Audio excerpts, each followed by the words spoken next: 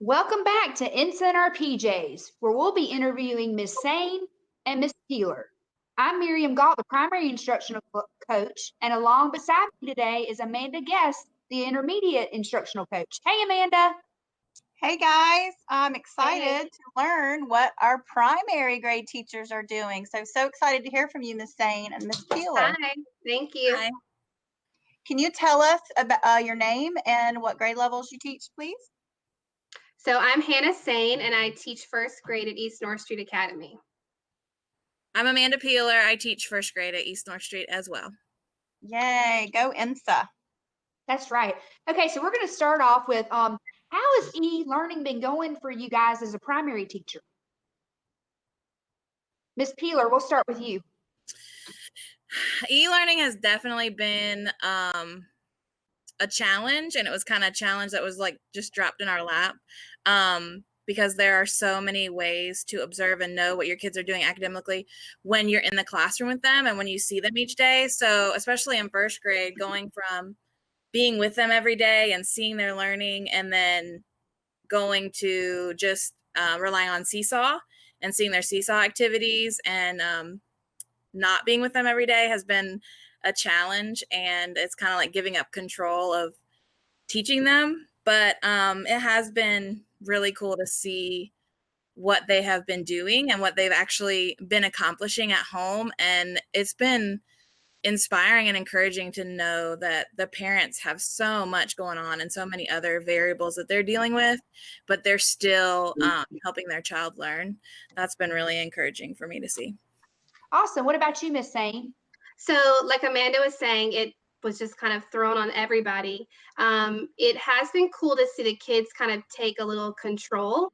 We give them what we kind of want them to accomplish, even though I don't think a lot of participation as much as Amanda, but from the 6 or 7 kids that I have in my class, they're continually doing their seesaw activities, sending messages, responding to videos. So that's been really cool to see that they're kind of excited and kind of wanting to keep a schedule.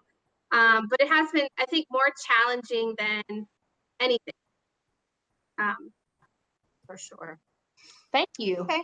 So, Miss Sane, do you follow a daily schedule, or can you kind of walk us through what your day looks like? Sure. So I'm a mom of 2 boys who are at home with me. And so my schedule is part teacher, part mom. And my son is also in first grade. So I have to make sure, he's doing his work too. So I start out every morning, something that I've been doing since day one. And I take a screenshot of so we send home a packet with our first grade. And so I take a screenshot of all of the work that they're supposed to do that day. So it's typically 5 sheets. And I do a little video recording, like a voiceover over each of the show to kind of tell them what they're supposed to do and, talk to them as if I was explaining it in the class.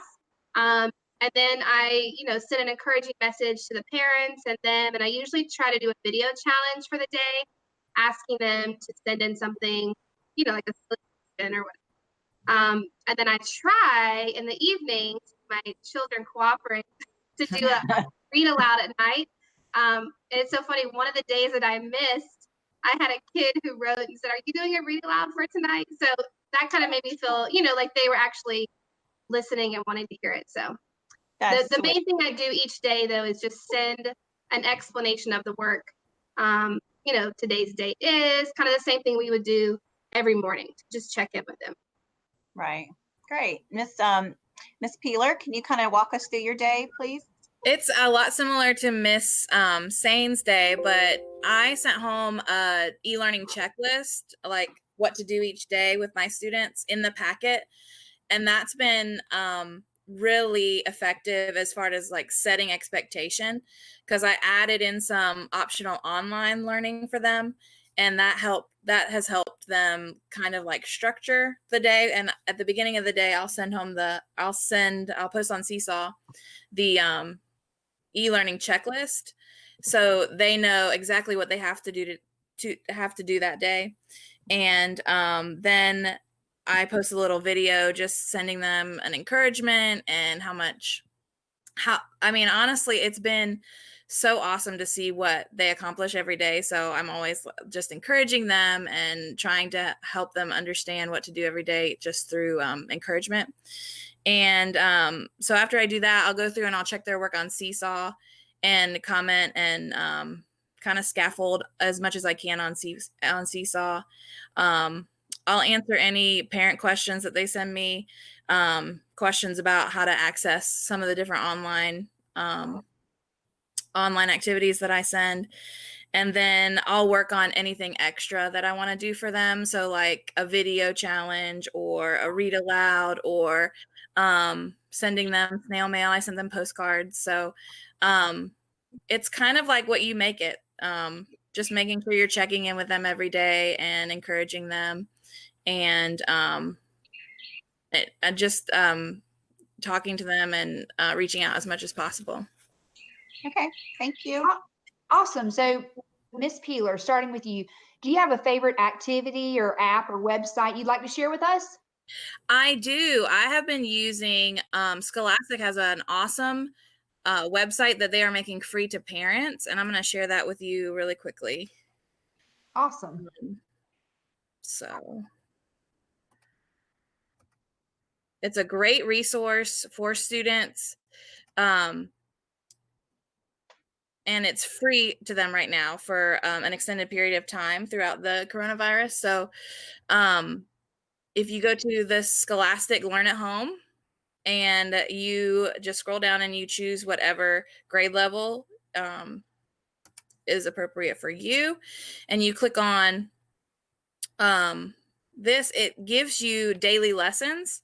So, and each lesson is aligned with a science topic. So you can see the first one here is spiders, and they have a read aloud. They have this Scholastic news article to read, and then they have a video, an activity for them to complete. And that's been really fun for them. I've gotten a lot of good feedback on it because this is what I have been assigning for science. So it helps them just kind of branch out and learn different topics about the weather. And also it also connects that literacy with the science, which is really important for this grade level. Super cool. Yeah, that's cool, Amanda. All right. Is there anything you'd like to share, Miss Sane, that you're doing? Well, I just want to like reiterate about how powerful Seesaw is. So I think before this all happened, the whole, e-learning thing, we really use Seesaw, to message parents and also to kind of do extensions for activities. But there are so many things on there that teachers can use. And I encourage, for us as teachers, not just to use the basic like math and reading and writing stuff, but there's a lot of like STEM challenges on there. And the kids are able to do things at home that maybe they wouldn't be able to do at school, just with like the random stuff they have in their house. So I think one of the ones I did last week was like a coin bridge, and they had to make like a bridge out of coins. So cool. And had to like, and in relation to that, I also had them send in, tell me how many coins they use, what they liked about it.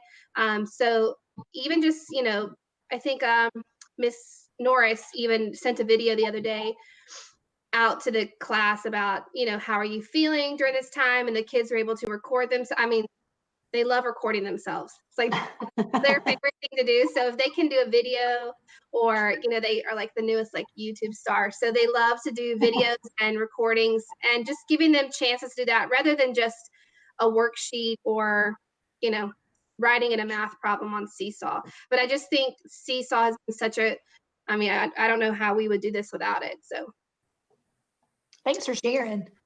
So the next question is about your student engagement, and how are you tracking that, Miss Sane? How are you keeping up with your students and how engaged they are?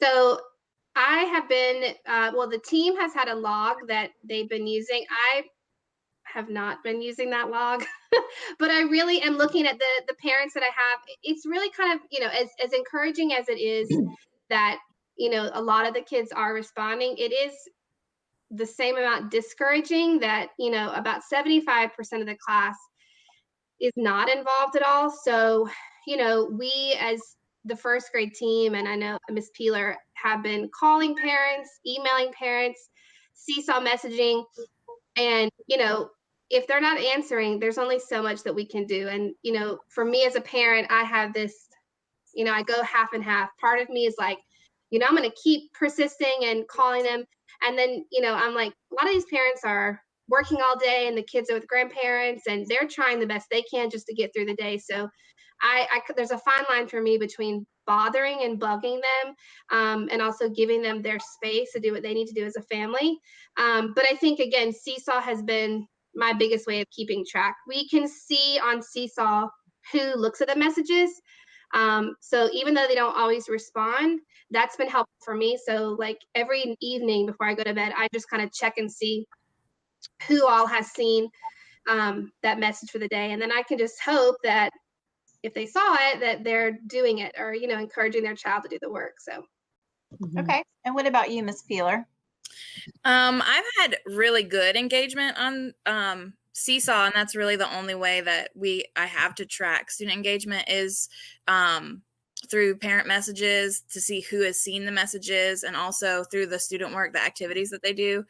I have, like she said, 75% have not.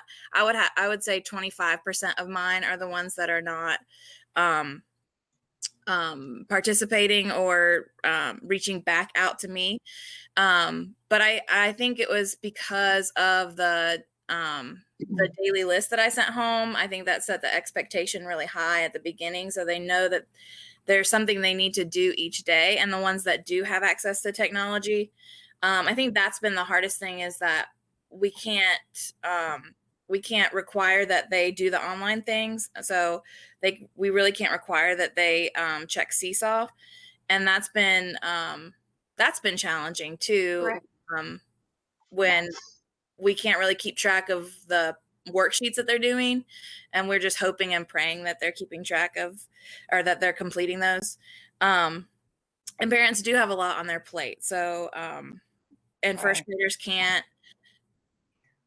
Maybe some probably could do this all on their own and get up and say, I have some worksheets to do. But as far as facilitating the learning, the parents really have to stay on their kids. So just seeing the ones that are accomplishing it is encouraging, but also it's been a challenge to know that the students that are not responding may not be doing the work, and they may not be getting their learning in. So that's been difficult, but just through Seesaw is what I've seen the engagement, as I've seen my students' engagement. I think it's hard too for teachers, like in this profession, you have to have a little bit of like, a controlling like temperament. So, not in a bad way, but just, we have checklists for everything. We have, who's here, who's not here, who's doing it, who's not doing it. So in this particular situation, I'm only able to do it because I have so much else going on. But I think for a lot of teachers, it's really hard to kind of, give back that control to the parents and us not knowing what we're doing. I think, like Amanda said, I have probably about 5 kids who, if I'm being honest, I know they're probably not doing much. So that's kind of disheartening when those are the kids who need these last few months, kind of make it or break it situation. But there's nothing we can do about it. So I think, we just have to know that we're doing as much as we can, and we just have to hope that the parents will help. Yeah. Well, thinking about that, let's talk about the success that you've had at home as this e-learning experience has began. Can you share some success stories maybe? Sure. I have a couple of students in my class who are just super independent, and even when we all know those like kids, so they get started with their work, they log into Seesaw, and so it's been, when I send my announcements out every morning with the video and the work, I send it to the parents and the student, and so it's funny when a lot of times only the students will look at it. So I have like 4 kids who every morning, within like 10 minutes of me posting it, I can see that they've logged on. And so it makes me feel good that they know that something's coming for them. And I know that those kids are probably sitting at home doing that work. So that's been kind of encouraging for me to know that. it's working for some kids. Awesome. One thing that's been successful for me is structuring the day for the students, getting up and post, like Hannah said, posting the checklist, posting the expectations of the day. I think that parents getting that message every day, they know that there's something to accomplish. And so that helps them understand that there's work to be done. So I think sending home that checklist in the packet and them visually being able to see, okay, day one, this is what I need to do. That's been the most successful thing for me, is just setting that expectation and also structuring the day with a video and going over expectations. It's always Good. good to celebrate those little successes, you know? Yes, very important right now for sure. So you both spoke about the challenge of reaching students and how, as teachers, we're used to having them in front of us, and we can control that and make sure our students are doing what they need to do during the school day. But is there something else that you feel has been a big challenge? I know there's been a lot of challenges with this, but what would you say would be the biggest challenge for you? I think for me, the timing of this has been really discouraging because March and April are the 2 months where you see all of your hard work as a teacher. Really, you see the fruits of your labor, especially in the area of reading, because March and April are when they are putting all of what you've been working on all year together. And you see so much growth in these 2 months. You see kids who have struggled and struggled and struggled, at least in my experience. You see kids who have struggled most of the year be able to actually read more fluently and read harder books and become more successful. So it's been discouraging to not get the end of the year aspect in that way, where you see the gratification of all of the hard work that you've been doing all year. That's been a challenge. So, and just hoping that those ones that needed those extra 2 months of instruction, that probably, are completing the worksheets, but aren't getting the level of reinforcement that you're just hoping that, the parents are reading to them and they're reading too. But yeah, that's been the most challenging part for me. Yeah.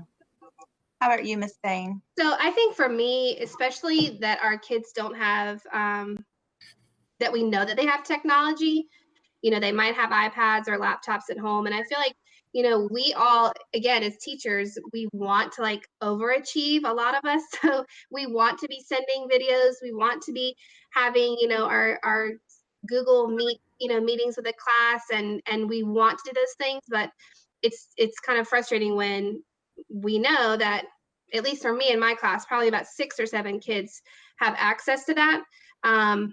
Personally challenging, I have 2 young kids,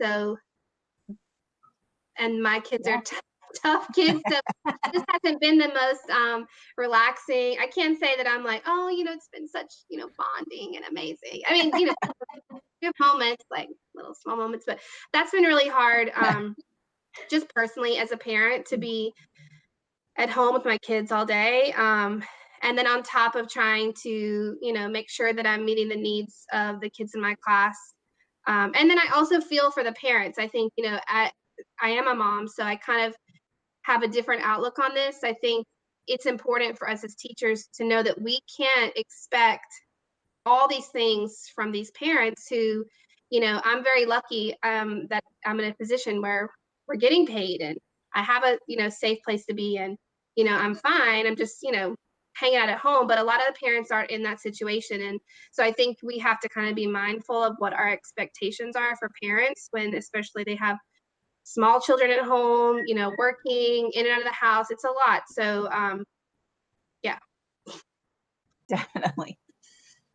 So I know the big topic here lately has been social and emotional well-being. And so what would you like to share with your fellow teachers of how you've been kind of taking care of yourself social and emotionally? Ms. Keeler? I think